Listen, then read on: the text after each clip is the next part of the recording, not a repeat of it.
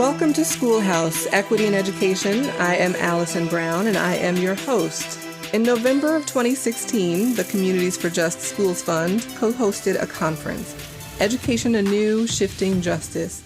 Our goal was to bring together education justice activists and organizers with juvenile justice activists and organizers for shared understanding, information, and to develop shared strategy about how to make sure that children, particularly children of color, have access to educational opportunity and are kept out of the criminal justice system.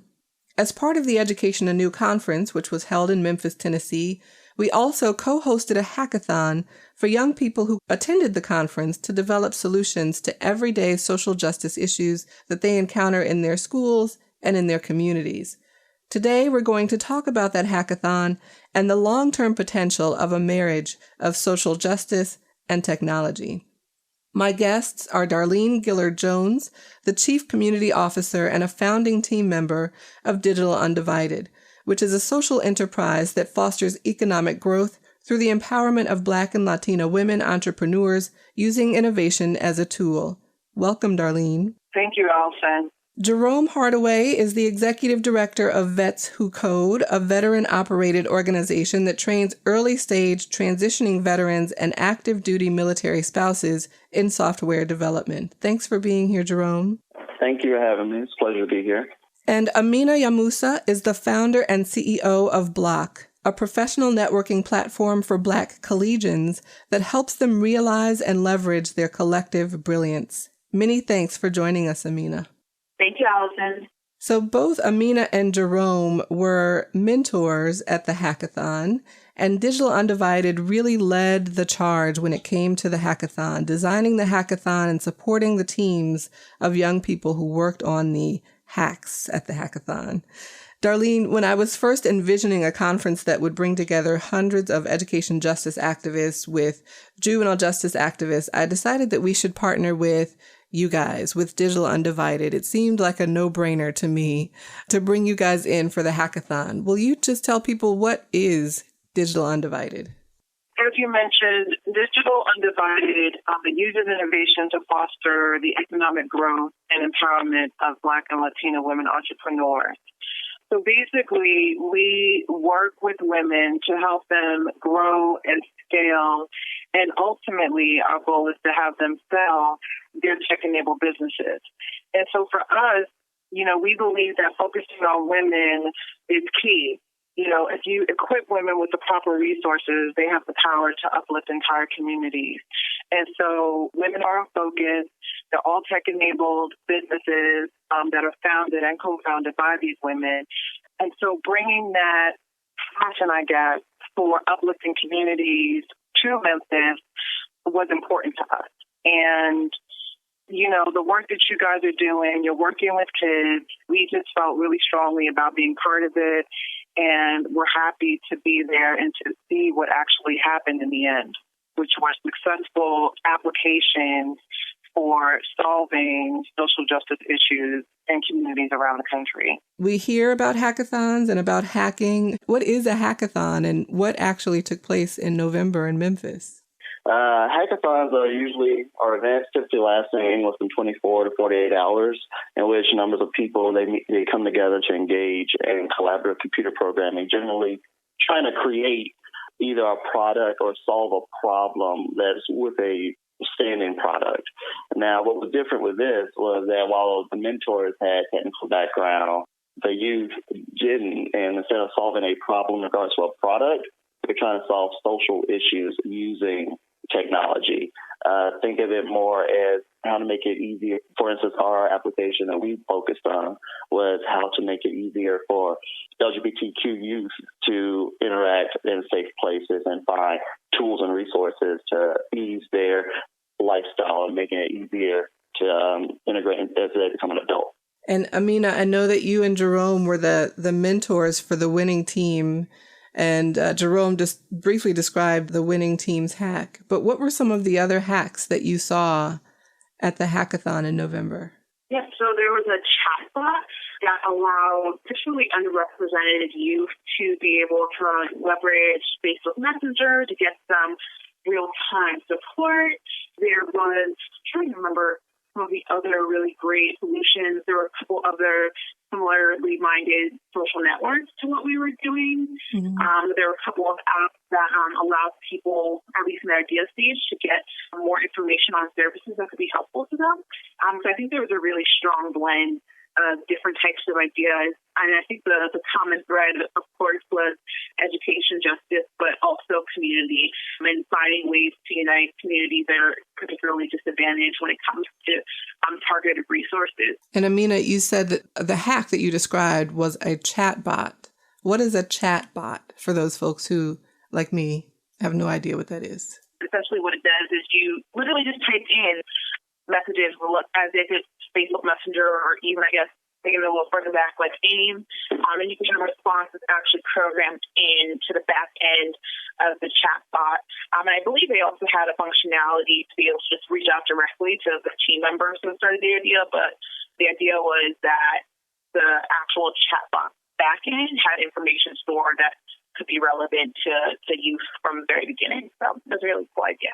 There were 5 teams total, right, Darlene? And every team received a prize of some sort. What were some of the prizes that came from some of the corporate sponsors? So the prizes that we got were donated generously by GoDaddy. Digital Undivided actually gave prizes, Xboxes. I don't remember the number, but, the top prize was the Xbox. We got Spotify credits from Spotify. We got a bunch of swag from Facebook and Twitter, and they're all companies that have supported us in the past. So they were really very interested in supporting the kids. As you mentioned, there were 5 teams, and they all formed themselves. So everyone convened in one place, and each kid who was interested or had an idea that they wanted to share got up in front of the group and said the problem that they wanted to solve.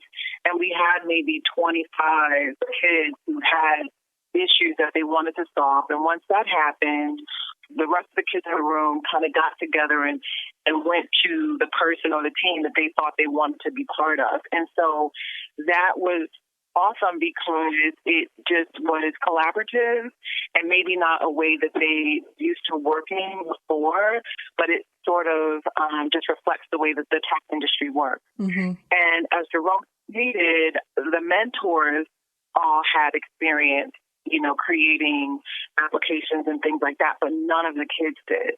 It was like non-techies with techies able to collaborate intensively on actionable solutions using technology to solve the problems in their communities. And so it was really a great mashup.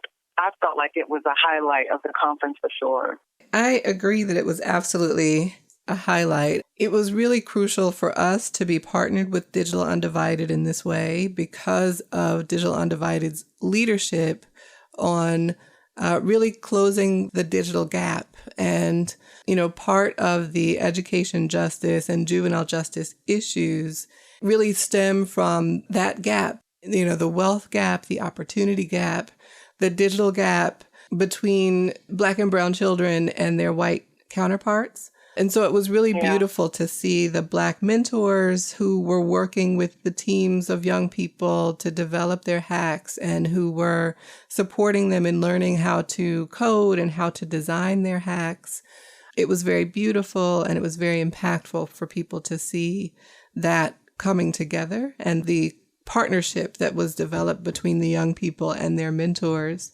Jerome, why was it important to you to participate, and what did you take away from the hackathon? Well, for me, it was a bit of a learning experience. I have very little experience with teaching youth, so that was one thing that I was intrigued by and trying to see how that experience was. I figured what better way to do that than mentoring some youth when it comes to tech. How's the best way to say this? I'm trying to think of, there were just so many things. It was a crazy experience for me because there were just so many variables that I was not thinking about when I first said, yeah, sure, I'll do that. I saw the email. I was like, yeah, it sounds like fun. And then I was like, oh, snap, I might be over in my head. I don't know what I'm doing. I get it. Just coming from I had the technical experience, but the social experience, or the youth of all these different backgrounds. I didn't have that experience. So it was great to have like Aminah there who had some of that experience and other people around me. So that way I could be more comfortable and ask questions and how to interact with them to help them get to their, create their MVP, which is a minimal viable product for the hackathon. I love their ideas. A lot of the things that they came for, like building a problem for social community, they were very unique. They were definitely things that when I hang out with people who are technical, the conversations are just totally different on how, it's more about how it's feel and what people need and things of that nature. It's, when you're around technical people, all they talk about is features and, basically user stories and things like that. It wasn't like that with the youth. It was more, way more organic. So that was really interesting. I enjoy the aspect of being able to build stuff. I rarely get to actually put pixels to pavement in my current position. So just being able to get behind a keyboard and work was pretty fun. And Aminah, the work that you do to really elevate the experiences of Black collegians all over the country, how does that relate to the work that you did as a mentor for the hackathon at Education Anew, and what did you take from that experience? When it comes to the work we're really trying to do is help Black college students leverage their collective brilliance. And I think that the solution that Jerome and I mentor, but all the solutions in the room we're really doing, or in some ways rooted in a similar mission. So I think that was really a common thread. Again, we have a strong focus in our community of building a social capital in communities that don't necessarily have it, and realizing that if you bring students together, in many ways they have the answers to their own problems. So I think that's the real connection between the work that I do with BLOC and then the hackathon itself. Jerome, have you participated in other hackathons before? And if so, how was this one different than others you've seen? I have done a few hackathons before in my past. They were a lot more boring than this one. I think for me, that was the biggest thing. There was definitely a learning curve, but it's very rare when you're in a hackathon with the people who are trying to solve the problem are actually people who, encounter the problems regularly. Usually in hackathons, there are people who, we all, it's very cookie cutter. The tech inclusion diversity levels is really, really low when it comes to minorities and women. And like I said, it's very cut and dry. They're trying to create something to win. Well, these people in this room are all trying to create something to make their lives better, easier, more secure, safer. That was a really huge difference. People, they're trying to go to hackathons in NYC and Silicon Valley. Those guys are there for the relationships, for the funding. They want to become the next Zuckerberg or Musk, et cetera, et cetera. These people in this room, they just wanted to make sure, that they could go home and be safe. That's what they wanted. And that was so cool to be dealing with the youth. And that was the problem they wanted to solve. They want to go through their day-to-day and not be judged, or they want to make it safe to feel secure that they can get a respected or reputable job and not be scrutinized because of who they are. So that is a huge difference in between hackathons that, are usually more heavily tech-based and not based on a more social component as opposed to as this one was. What do you all think can be done about trying to bridge that divide, right? How can we make sure that the voices of impacted communities are actually at the table for decisions about funding, about creation of certain apps and technology that will actually address their experiences directly? What can we do? Darlene? Digital Undivided is focused on women, right? And women rule. We sort of are the leaders as far as standing up for causes, changing and impacting communities. Mothers are going to take care of their children, boys and girls. And so I think for us, what we decided to do as an organization is to, stay focused on that. When Digital Undivided was founded, we went around the country to different underserved communities and said to people, you too can start a tech business. You don't need permission. It is an internet connection, an idea. Let us help you figure it out, right? And so we impacted so many people doing that, as well as via social media, which is big for us. And so now here we are. We had done all this work in 2015. Did a research report called Project Diane, where we looked at the state of Black women in tech entrepreneurship in the United States. We were able to quantify the problem, and we landed on opening up a space in downtown Atlanta where companies that are founded by these women can come in and get the coaching, training, networks, and capital that they need to build and scale their businesses. And so I feel like we are on the ground doing work. We've opened up our space to the community at large. Atlanta is one of the markets that we obviously thought was important for a lot of reasons. And we're looking at expanding to other cities, again, in underserved areas where we can bring people in and say, you too can do it. You just need the access, And so we've been helping to build a pipeline to getting people in and just into this space and helping them to create companies that, will be scalable. Aminah is actually the founder of a company that went through our incubator accelerator here in Atlanta. She demoed one of, investors in the community at large. And, we're going to continue to support her so that she can do the work to support young people and get them the access that they need to become gainfully employed and to win. So we're all kind of doing that work on the ground to really make a difference. And I feel like, especially now, it's super important, in this political climate, it's even, the work that we're doing is even more important. Well, and, certainly part of the vision for the conference and the hackathon together was to try to contribute to that pipeline that Digital Undivided is creating. And we had, 5 teams of incredibly talented young people with their ideas for what would make their own lives better, as you said, Jerome. And Jerome and Aminah, you were the mentors of the winning team. Tell us about them. Who were the team members? What was their process like? What was the final product? Basically, from the breakup, the markup from everybody in the community in our team that we worked on, most of them, I'll say that half our group was youth in the LGBTQ community. And they were from different backgrounds. We had African American, Asian, Latino. They were all, they different walks of life, and they all felt strongly about this same problem because regardless of where they were, how old they were all encountering these issues. And that was really a very unique thing to see was that, regardless whether East Coast, West Coast, in the Deep South, there are still these overlapping issues that kind of unites people. So that was one big thing about it. I think the youngest person in our group was 13, 14, really young. 11. Oh, yeah, 11. Yes, he was. Yeah, so we had 11-year-old, and I think the oldest person was 23 outside of me. I guess I was the Gramps of the group.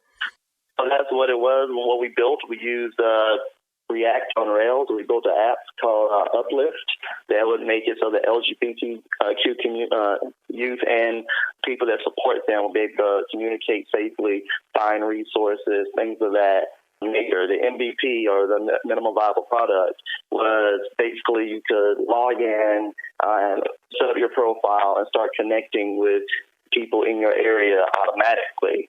I think their next steps, they want to build more things into it and start more features into it and start building relationships to get funding.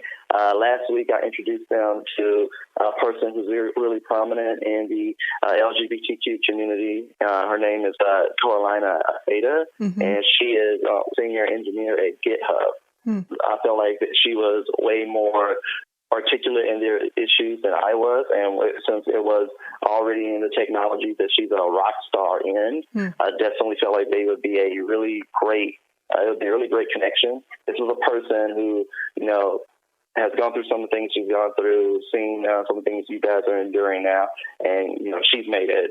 So that was, I felt like it would be like a dual solution for them. And not only have someone that is trained well and can actually do really good work for their application, but also has a similar walk of life that they do. And Aminah, Jerome mentioned that the team was working through some of the issues that they identified in their experiences and in their community. What were some of the issues, and how did the team speak about those things? At the beginning of the hackathon, every person had the opportunity to pitch their ideas. And so when teams came together, we had, for example, I think 3 different people who had pitched to our team. We were seeking to unify the best of everything they were each pitching. So, for example, one member of our team was really focused in on the uplift portion of our app, right? So how do we allow people to provide positive affirmation to each other and to just really be there and support each other? We had another member of our team who does a lot of activism work and training in the local Chicago area, and he was really interested, right, in thinking about how do we leverage this as a tool for allies, right, for parents, for teachers, to help them understand how to better communicate with and support the youth in their life. And then there were other members of our team who were really interested more in the social capacities, right? So how do we bring together a community and therefore use that to provide more information on local services and resources? And I think we did our best to tease through and to pull out the most of that. I think we ended up probably incorporating the most when it comes to the affirmation component and then the resource community component. But I just love their vision for moving beyond that and thinking of ways to, again, really focus in on supporting LGBTQ youth, but at the same point also thinking about how to provide some of that information in a way that can help external allies really step it up when it comes to empowering them. One of the last questions that I want to ask all of you is about the political climate. And Darlene, you mentioned that now is a challenging time.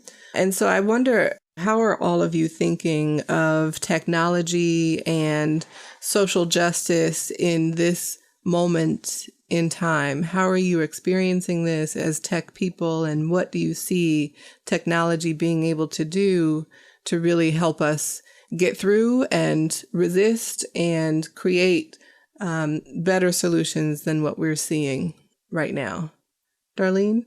For me, Allison, I have to tell you, on election day, I was, or the next day, I was really sad because it was maybe less than a week after coming from Memphis and, working with these kids. And I knew some of the issues and problems that they had, and I saw the new administration as one that would not be supportive of a lot of them and their issues. So I took a day, like everyone else, I think, to, gather myself. And then first I was angry because I was very concerned about them, not so much myself, but them and my community. But then it just made me more just ready to do more. I realized that technology is a way to freedom, economic freedom, and that the work that we're doing is that much more important now. So we have, as I said, opened up the space here in Atlanta, which was initially, dedicated to just our incubator, but now it's like we're going to do more for the community. We're going to bring more people in. We're going to get more people into the tech pipeline. We're bringing back some of the initiatives that we had done early on when we first got started, before the real diversity conversation started happening in tech, and just digging our heels in and going harder. We have been funded by the U.S. Small Business Administration, so we're concerned with that. We're unsure about what that means for us down the road.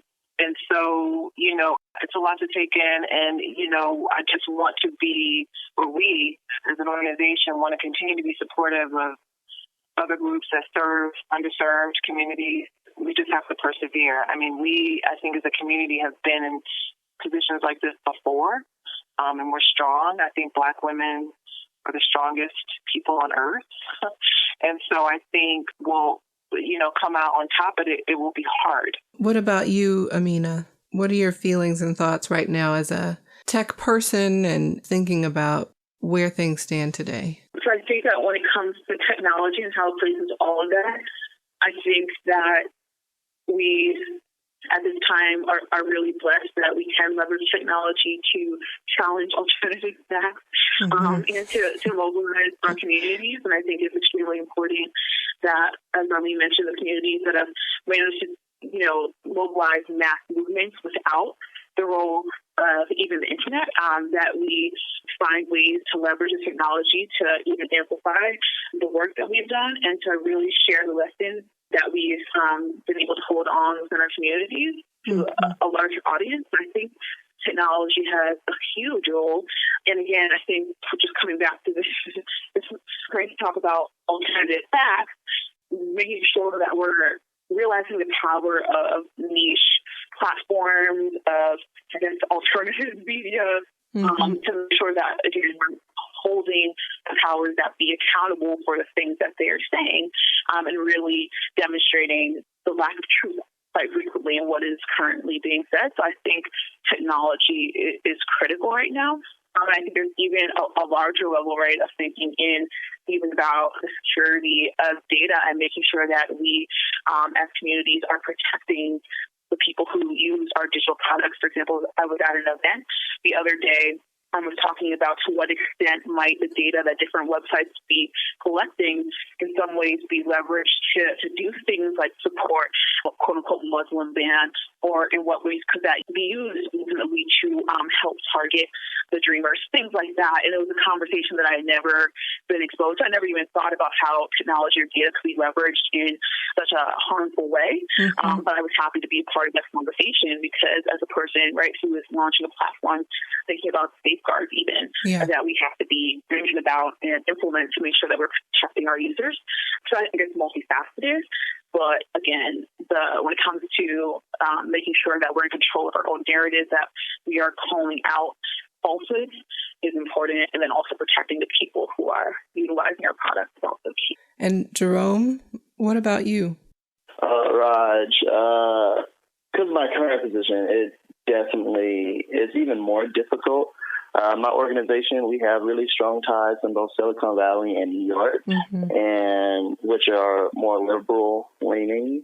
However, veteran and military communities tend to sometimes be very conservative. And so that duality, there's also, because we're trying to help veterans get into these really cool positions and things of that nature, culture fit comes into play as well. People don't want to work with people that they absolutely hate. And, that's just the reality of it. And we are trying to figure out how to help serve veterans that may not have a more welcome view in these types of communities and get them in there. So that's one big issue that we are having, as well as we're seeing just how to help people. A personal story that's coming from, within our walls is a veteran that we brought with us to Silicon Valley through some high-level introductions. The day after the current administration came into power, his 3-year-old son came to him and asked, were they going to be deported? That the son had been born in America. His father was a naturalized citizen and a American veteran, but because they were from Pacific Islands, they were concerned they may be a part of that group of brown people that, the current administration doesn't want here. And to, have that happen, like while I'm in, literally I was happy to be back in Silicon Valley during that time. What was one of the happiest places and most free and open spots in America, and to, directly impacted my community. It was really shocking because I think people just, when they think of the type of problems that are going on, they only have one type of person that comes to mind. They're not thinking about, like how many Iraqi interpreters do this. For instance, this weekend was a terrifying act. They technically betrayed people in their villages and things of that nature to come work with the United States of America, and they can't come into this country now because they happen to be from a country on that list. Mm-hmm. Or, how many people who are from those countries and happen to be Muslim-born and they have served this country. So people they have a skewed view of what that means. And what only best thing we can do in our community is support people who are having those, having those fears, things of that nature. I can literally tell you guys that I was at Facebook, and that is the happiest place on earth. And even there, those guys, they were it was just sadness. Mm. I was I can't understand how we are going to go move further. That was the number one question. What do we do? What do we do now? Mm-hmm. So that's what we're doing. We're focusing on, just doing good work and focusing on those veterans that we can help, and focusing on being once again, because my position is really weird. Mm-hmm. Because as an African American and a veteran, I'm usually, when it comes to conservatives, they want to try to use me as an example of how the system isn't rigged against African Americans, things of that nature. And it's I am an African American success story for my community. I come from Memphis, Tennessee, from the inner city and things of that nature. And I can tell you 150% that the system is rigged. That people who have done a lot less than me have gotten a lot further in the same amount of time frame, simply because of the who they know type of game, and just because they come from a different background. So it's very weird. It's almost they're taking a guess that I would say such a thing, because I'm an American veteran. I'm supposed to say what they believe, but the harsh reality is not everything's black and white. There are shades of gray, and we have to, as a country, we have to be more open to those shades of gray so that we can get the whole picture, not just what we choose to see. Well, and I thank you all for sharing those thoughts. And we're sitting here now about 2 weeks into the new administration and have experienced already and witnessed already the draconian policies and practices that have been put in place. And so it's a dangerous time. It's certainly a time for innovation. It's a time for technology and for young people to really be able to take up technology to defend themselves, to protect themselves, and to build those healthy and safe communities that we've been talking about and that we want to see, and that the young people who participated in the hackathon were focused on, and the technologies that they really were intent on developing. So I'm very appreciative of all of you, of Digital Undivided and its support of the hackathon and its design of the hackathon. And thanks to you, Aminah and Jerome, for being mentors of the teams. If folks want to find you, how can they do that? Darlene, how can they find you and Digital Undivided online? Well, they can visit digitalundivided.com and also find us on social media at DIGUNDIV, so DIGUNDIV. We're on Twitter, we're on Instagram, also on Facebook, Digital Undivided. But certainly visit our website. There's lots of information there. Sign up for our newsletter to find out what we're doing and how you all, your audience, can support us. And Jerome, if folks want to find you and Vets Who Code, how can they do that? Roger that. Our website is vetswhocode.io. We're on Twitter and GitHub and basically all the social media sites. So you can find us through all that. You just type in @vetswhocode on Twitter, you'll find us. My Twitter handle is Jerome @Jerome Hardaway, and I'm always open to talk and discuss things techie and comic books as well. And Aminah, how can people find you and BLOC online? If you would like to reach me directly, you can reach me at Aminah at jointheblock.com. BLOC without the K, so it's the collective, not necessarily the neighborhood block. And then you can also reach us on Instagram or Twitter at @ROUR_BLOC and BLOC. Thank you all for being on the show. Darlene Gillard Jones is the Chief Community Officer and a founding team member of Digital Undivided. Jerome Hardaway is the Executive Director of Vets Who Code, and Aminah Yamusah is the founder and CEO of BLOC. Many, many thanks to all of you again for joining us, and thanks to everyone for listening in. Remember that you can follow me at Allison R. Brown on Twitter and sign up for the Communities for Just Schools Fund newsletter at cjsfund.org. Thank you so much for listening. Have a wonderful week.